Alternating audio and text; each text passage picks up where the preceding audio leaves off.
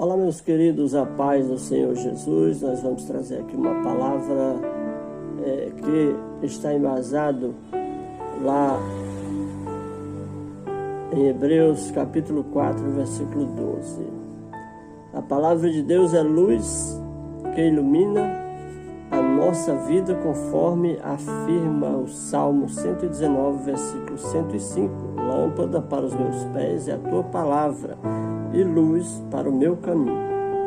A palavra do Senhor é atual e viva, muito afiada e penetrante, mais do que uma espada que corta de ambos os lados.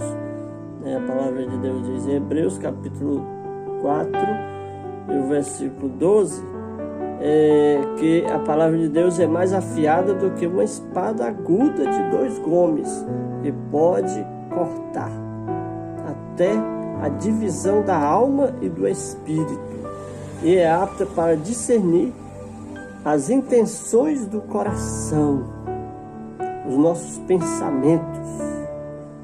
Então, só Deus pode ler os nossos pensamentos, né?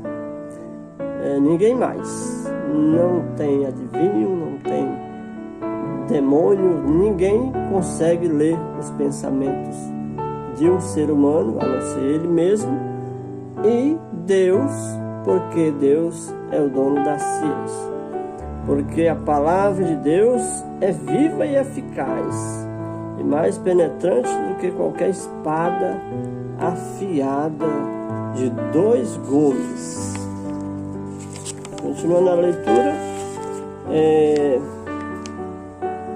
o apóstolo Paulo, escrevendo ao seu filho na fé, Timóteo, declarou sobre o proveito da Bíblia de suas virtudes, né?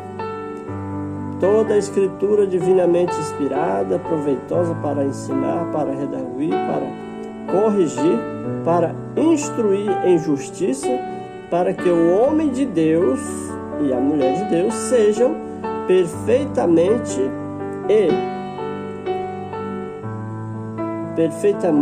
instruídos para toda boa obra. Segunda aos Timóteos, capítulo 3, versículos 16 e 17.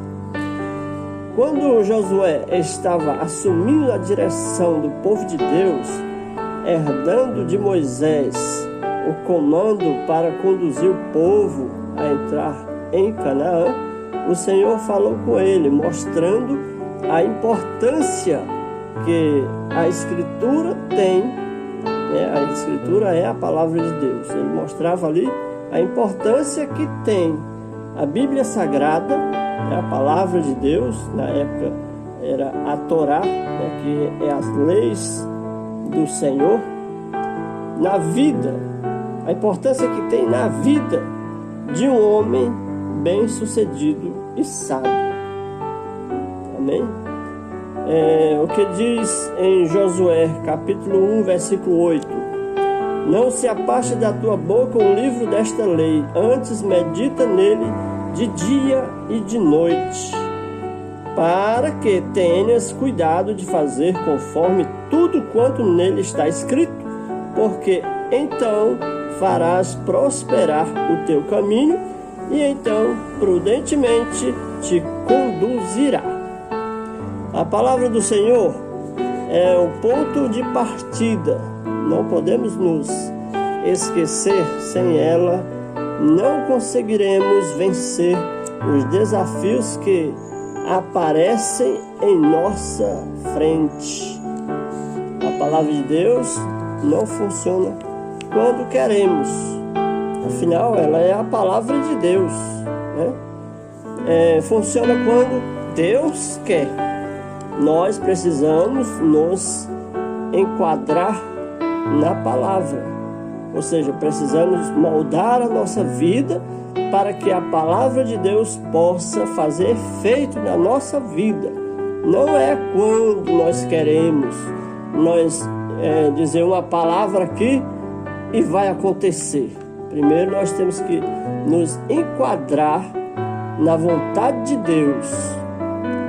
A palavra do Senhor não funciona ou não vem na hora em que queremos. Isso somente acontece no tempo de Deus.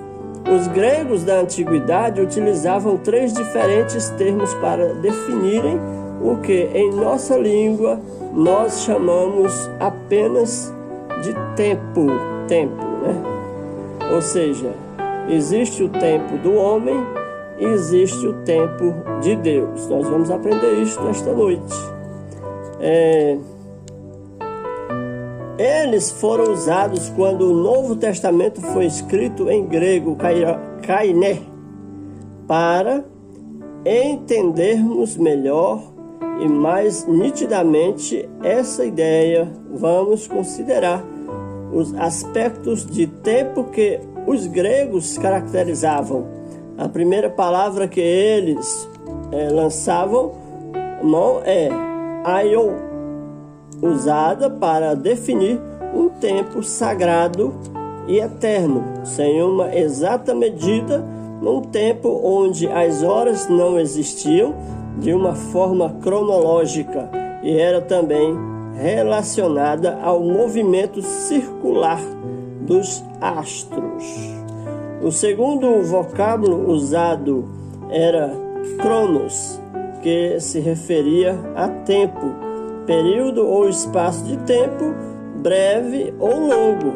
A noção do cronos está associada ao nosso tempo, né? Esse tempo de hoje.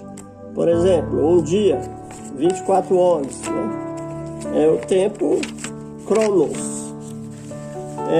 Como a concepção de tempo físico que pode ser determinado relacionado ao movimento em sequência dos aspectos terrenos, que tem um princípio e um fim, com segundos, minutos, horas, dias, meses e anos. Portanto, cronos é denominado de tempo do homem. O cronos é o tempo do homem. O kairos é o tempo de Deus. Por isso que há diferença, né?